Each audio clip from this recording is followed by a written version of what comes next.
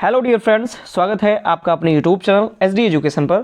आज है 2 अप्रैल 2025 और हम बात करेंगे रेगुलर की तरह आज के most important current affairs question के बारे में। जैसा कि आप सभी लोग जानते हैं, हम अपने इस वीडियो में जो भी आने वाले एग्जाम्स हैं उन एग्जाम्स में जो करंट अफेयर्स रिलेटेड क्वेश्चन पूछे जाते हैं उन सभी क्वेश्चन को यहाँ पर कवर किया जाता है। साथ ही साथ वो जो क्वेश्चन होते हैं उनसे रिलेटेड जो भी इंपॉर्टेंट फैक्ट बनते हैं उनको भी एक्सप्लेन किया जाता है। तो अगर आप वीडियो पर पहली बार आए हैं तो वीडियो को शुरू से लेकर लास्ट तक पूरी देखिए। वीडियो अगर पसंद आती है तो वीडियो को लाइक कीजिए, वीडियो को दोस्तों के साथ शेयर कीजिए और चैनल को सब्सक्राइब भी कीजिए। बढ़ेंगे वीडियो में आगे की तरफ, बात करेंगे आज के पहले प्रश्न की। तो आज का पहला प्रश्न है, हाल ही में अप्रैल फूल डे कब मनाया गया? यानी कि जो अप्रैल फूल डे है इसके बारे में हम सभी लोग जानते भी हैं। कहीं ना कहीं हम लोगों ने अप्रैल फूल दूसरों को बनाया भी है और खुद बने भी हैं। तो ये जो अप्रैल फूल डे है ये कब मनाया जाता है? तो 1 अप्रैल को हम हर साल अप्रैल फूल डे मनाते हैं। यानी कि अप्रैल फूल डे, जिसको हम मूर्ख दिवस के नाम से भी जानते हैं, तो ये 1 अप्रैल को मनाया जाता है। ऑप्शन नंबर ए इस प्रश्न का सही जवाब हो जाएगा। बात करेंगे अब हम कि जो अप्रैल फूल डे है ये क्यों मनाया जाता है, क्या कुछ इसका इतिहास रहा है, किस लिए हम एक दूसरे को बेवकूफ़ बनाते हैं और कब से ये चला आ रहा है। अगर इसके बारे में हम जानें तो खास कर ये यूरोपीय दिवस है। यूरोप के जो देश हैं, खासकर ब्रिटेन जो हो गया, इंग्लैंड, वहाँ के जो देश हैं आसपास के, वहाँ पर ये मनाया जाना शुरू हुआ था। तो हर साल 1 अप्रैल को दुनिया भर में अप्रैल फूल डे मनाया जाता है। अप्रैल फूल डे के मनाने की जो शुरुआत है वो चौसर के कैंटरबरी टेल्स की एक कहानी नन्स प्रिस्टल टेल में मिलती है। यानी कि चौसर की एक कहानी है, कैंटरबरी टेल्स की, इनकी एक कहानी है, नाम है उसका नन्स प्रिस्टस टेल, इसमें मिलती है। तो कहानी में क्या कुछ बताया गया है कि कहाँ से इसकी शुरुआत हुई है। तो उस कहानी में जो इसकी शुरुआत है अप्रैल फूल डे की, ये होती है 1381 ईस्वी में। समय होता है 1381 ईस्वी, स्थान होता है ब्रिटेन यानी कि इंग्लैंड, और उस दौरान वहाँ के जो राजा थे, नाम थे उनका रिचर्ड द्वितीय। यानी इंग्लैंड के जो राजा थे रिचर्ड द्वितीय और बोहेमिया की जो रानी थी जिनका नाम था एनी, इन दोनों की सगाई की घोषणा कर दी गई थी 1381 ईस्वी में। और राजा ने जनता को बताया था कि हमारी जो सगाई होगी वो होगी 32 मार्च को। यानी राजा ने ये बताया कि जो हमारी सगाई होगी वो 32 मार्च को होगी। जनता ने मान भी लिया कि हाँ, हो सकता है 32 मार्च को सगाई हो। फिर सारी तैयारियां हो गई, फिर सब कुछ जब फिक्स हो गया, जो जनता थी उसने सारी तैयारियां कर भी ली। उसके बाद जब कैलेंडर देखा गया, जब बात की गई, तब ये पता चला कि 32 मार्च का कैलेंडर में कोई वर्णन ही नहीं है, जो कि 32 मार्च जो कि वो 1 अप्रैल को होता है, 1 अप्रैल होता है उस दिन। तो इन्होंने ये सोचा कि राजा ने हम लोगों को बेवकूफ़ बनाया हुआ है, या कह सकते हैं ये हम लोगों को हंसी मजाक के तौर पे इसको ये बताया गया है। तो ये छोटी सी कहानी मिलती है। ऐसा माना जाता है कि तभी से अप्रैल फूल डे मनाया जाना शुरू हुआ था। तो ये कुछ कहानी है जो कि इंग्लैंड के राजा रहे रिचर्ड द्वितीय और बोहेमिया की जो रानी एनी है उनके सगाई की घोषणा कर दी गई थी। इसके बारे में ही ये अप्रैल फूल डे मनाया जाता है। आगे क्वेश्चन की ओर बढ़ते हैं। अगला क्वेश्चन है, हाल ही में किस राज्य ने 47वीं राष्ट्रीय जूनियर बालिका हैंडबॉल चैंपियनशिप जीती? तो जो 47 राष्ट्रीय जूनियर बालिका हैंडबॉल चैंपियनशिप है ये उत्तर प्रदेश ने जीती है। ऑप्शन नंबर ए प्रश्न का सही जवाब हो जाएगा। इसके बारे में अगर हम डिटेल में बात करें तो हाल ही में उत्तर प्रदेश ने 47वीं राष्ट्रीय जूनियर बालिका हैंडबॉल चैंपियनशिप जीती। कब? तो 30 मार्च 2025 को ये फाइनल मैच हुआ इसका, जिसमें उत्तर प्रदेश ने ये चैंपियनशिप जीत ली है। फाइनल मैच में उत्तर प्रदेश की जो टीम थी उसने हिमाचल प्रदेश की टीम को 19-17 से हराया और फाइनल जो था वो अपने नाम कर लिया। उत्तर प्रदेश ने ये जो खिताब है ये पहली बार जीता है और इस चैंपियन का जो आयोजन है वो 26 से 30 मार्च 2025 तक लखनऊ के केडी सिंह बाबू स्टेडियम में किया गया था। उत्तर प्रदेश आया है तो उत्तर प्रदेश से रिलेटेड कुछ इंपॉर्टेंट जानकारी देख लेते हैं यूपी स्पेशल से।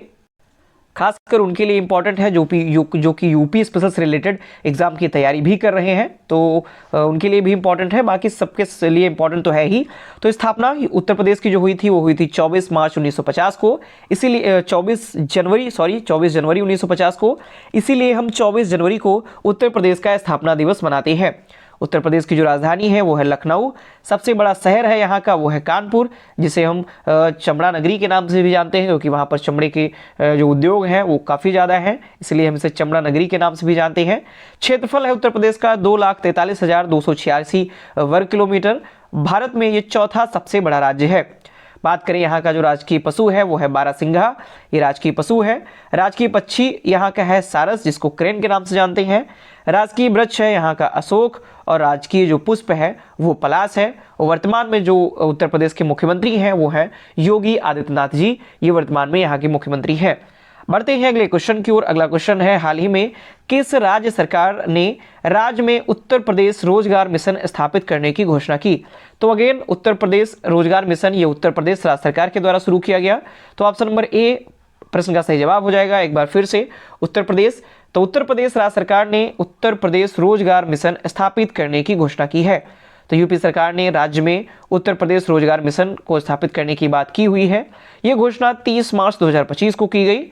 रोजगार मिशन की जो गवर्निंग काउंसिल के अध्यक्ष बनाए जाएंगे वो उत्तर प्रदेश के जो मुख्यमंत्री हैं योगी आदित्यनाथ जी, यही इसके अध्यक्ष बनाए जाएंगे। रोजगार जो मिशन की जो गवर्निंग काउंसिल होगी उसके अध्यक्ष योगी आदित्यनाथ जी को बनाया जाएगा। और इस मिशन के तहत जो भी कैंडिडेट्स होंगे उनमें स्किल्स की क्वालिटी में भी सुधार किया जाएगा। तो उत्तर प्रदेश फिर से आया, तो हमने इस यूपी स्पेशल के बारे में जानकारी पहले ही प्रोवाइड करवा दी है। अब जो भी पॉइंट है आप उनको नोट डाउन करते चलिए और बढ़ते हैं हम अपने अगले क्वेश्चन की तरफ। अगला क्वेश्चन है, हाल ही में कहा लार्ज लैंग्वेज मॉडल यानी LLM और जनरेटिव AI पर हैकाथॉन का आयोजन किया गया। तो LLM और जनरेटिव AI पर जो हैकाथॉन का आयोजन है वो IIT कानपुर में किया गया। ऑप्शन नंबर सी प्रश्न का सही जवाब हो जाएगा। बात करें अगर हम इसके बारे में, तो the language of large language model, जिसको हम LLM के नाम से जानते हैं, तो हाल ही में IIT कानपुर में LLM और जनरेटिव AI पर एक हैकाथॉन का आयोजन किया गया। ये जो आयोजन है वो 28 और 29 मार्च 2025 को किया गया। इसके अंतर्गत नेशनल फाइनेंशियल रिपोर्टिंग अथॉरिटी और IIT कानपुर ने संयुक्त रूप से इसका आयोजन किया। इसमें भारत के विभिन्न जो इंजीनियरिंग के स्टूडेंट रहे, कॉलेजों के जो स्टूडेंट्स हैं, उन्होंने इस हैकाथॉन में हिस्सा भी लिया। आगे क्वेश्चन की ओर बढ़ते हैं। अगला क्वेश्चन है, हाल ही में किसे प्रधानमंत्री नरेंद्र मोदी जी की नई प्राइवेट सेक्रेटरी के रूप में नियुक्त किया गया? तो हाल ही में किसे प्रधानमंत्री मोदी जी की नई प्राइवेट सेक्रेटरी के रूप में नियुक्त किया गया है? तो ऑप्शन नंबर ए प्रश्न का सही जवाब हो जाएगा, यानी कि निधि तिवारी को प्रधानमंत्री मोदी जी की नई प्राइवेट सेक्रेटरी नियुक्त किया गया है। डिटेल में अगर हम बात करें तो IFS अधिकारी हैं, यानी कि इंडियन फॉरेन सर्विस की अधिकारी निधि तिवारी, इनको प्रधानमंत्री नरेंद्र मोदी जी की नई प्राइवेट सेक्रेटरी नियुक्त किया गया। भारत सरकार ने 31 मार्च को निधि तिवारी को PM मोदी जी की प्राइवेट सेक्रेटरी की नियुक्ति की घोषणा की थी। वे नवंबर 2022 से प्रधानमंत्री कार्यालय यानी PMO ऑफिस में डिप्टी सेक्रेटरी के पद पर कार्यरत थी। और ये जो निधि तिवारी हैं ये मूल रूप से उत्तर प्रदेश की वाराणसी की रहने वाली हैं। आगे क्वेश्चन की ओर बढ़ते हैं, तो उससे पहले कुछ प्रमुख जो नियुक्तियां हुई हैं उनके बारे में जान लेते हैं। जो भी इस महीने मार्च मंथ में जो भी प्रमुख नियुक्तियां हुई उनके बारे में अगर हम जानें, तो भूषण गगरानी को बृहन मुंबई नगर निगम का नया आयुक्त नियुक्त किया गया, यानी BMC नियुक्त किया गया, इनका नगर निगम का नया आयुक्त नियुक्त किया गया है। फिर बात करें तो अजय सेठ को वित्त सचिव के रूप में नियुक्त किया गया। जसप्रीत बुमराह को L&T फाइनेंस का नया ब्रांड एम्बेसडर नियुक्त किया गया। न्यायमूर्ति हरीश टंडन ने उड़ीसा के उच्च न्यायालय के मुख्य न्यायाधीश के रूप में इनको नियुक्त किया गया, यानी कि उड़ीसा उच्च न्यायालय के जो मुख्य न्यायाधीश हैं वो न्यायमूर्ति हरीश टंडन जी को नियुक्त किया गया। अशोक सिंह ठाकुर को इंटेक के अध्यक्ष के रूप में चुना गया। और फिर क्रिस्टी कॉवेंट्री को ग्रीस में हुई 144वीं IOC जो बैठक रही उसमें इनको नया अध्यक्ष चुना गया। तो ये कुछ महत्वपूर्ण नियुक्तियां हैं जो कि भी हाल ही फिलहाल में हुई, वो उनको हमने एक डिटेल में जाना। और अब बढ़ते हैं अगले क्वेश्चन की तरफ। अगला क्वेश्चन है, हाल ही में कहा विकसित भारत युवा संसद का आयोजन किया जाएगा? तो विकसित भारत युवा संसद का जो आयोजन है वो नई दिल्ली में किया जाएगा। ऑप्शन नंबर ए इस प्रश्न का सही जवाब हो जाएगा। डिटेल में इसके बारे में अगर हम बात करें तो हाल ही में नई दिल्ली में विकसित भारत युवा संसद का आयोजन किया जाएगा। और ये जो आयोजन है वो 1 से 3 अप्रैल 2025 तक किया जाएगा। इसके अंतर्गत केंद्रीय युवा कार्यक्रम एवं खेल मंत्रालय विकसित भारत युवा संसद 2025 का ये आयोजन कर रहा है। आयोजन में युवाओं को पॉलिटिक्स और पब्लिक पॉलिसी में जुड़ने के साथ साथ गवर्नेंस और नेशन बिल्डिंग में उनकी जो भागीदारी है उसको बढ़ावा देने के लिए एक प्लेटफॉर्म प्रोवाइड किया जाएगा। यानी कि जो युवा हैं उनको किस प्रकार से पॉलिटिक्स में इन्वॉल्व किया जाए, किस प्रकार से जो पब्लिक पॉलिसी है उसमें उनको जोड़ा जाए, गवर्नेंस के साथ साथ जो नेशनल बिल्डिंग है उसमें यानी कि जो देश है इसको बिल्ड करने में, इसको बनाने में क्या कुछ उनकी भागीदारी रहेगी, इसके बारे में उनको बताया गया। इसके बारे में उनको इस प्लेटफॉर्म पर उनको प्रोवाइड भी किया गया। आगे क्वेश्चन की तरफ बढ़ते हैं। नेक्स्ट क्वेश्चन है हमारा, हाल ही में कहा नीति NCAER राज्य आर्थिक मंच पोर्टल की शुरुआत की गई। तो नीति NCAER जो राज्य आर्थिक पोर्टल मंच की जो शुरुआत है वो की गई नई दिल्ली। ऑप्शन नंबर सी यानी अगेन नई दिल्ली इस प्रश्न का सही जवाब हो जाएगा। डिटेल में इसके बारे में अगर हम बात करें तो नई दिल्ली में नीति NCAER राज्य आर्थिक मंच पोर्टल की शुरुआत होगी। कब से? तो 1 अप्रैल 2025 से इसकी शुरुआत की जाएगी और इसकी जो शुरुआत है वो केंद्रीय वित्त मंत्री निर्मला सीतारमण जी ने इस NCAER आर्थिक मंच की शुरुआत की। नीति आयोग ने national council of applied economic research के साथ मिलकर इस पोर्टल को बनाया है। यानी अगर हम नीति आयोग इसके साथ में मिलकर के काम कर रहा है और इस पोर्टल को विकसित करने में नीति आयोग भी NCAER के साथ मिलकर के इस पोर्टल को इसने बनाया है। NCAER के फुल फॉर्म के बारे में बात की जाए तो NCAER का जो फुल फॉर्म होता है वो होता है national council of applied economic research, ये इसका फुल फॉर्म होता है। आगे क्वेश्चन की ओर बढ़ते हैं। अगला क्वेश्चन है, हाल ही में कहा भारत की सबसे बड़ी कॉस्प्ले चैंपियनशिप आयोजित होगी। तो भारत की जो सबसे बड़ी कॉस्प्ले चैंपियनशिप है ये मुंबई में आयोजित की जाएगी। तो ऑप्शन नंबर ए प्रश्न का सही जवाब हो जाएगा। इसका आयोजन मुंबई में किया जाएगा। इसके बारे में अगर हम बात करें तो हाल ही में मुंबई में भारत की सबसे बड़ी कॉस्प्ले चैंपियनशिप आयोजित होगी। इसका जो आयोजन है वो 1 से 4 मई 2025 तक किया जाएगा।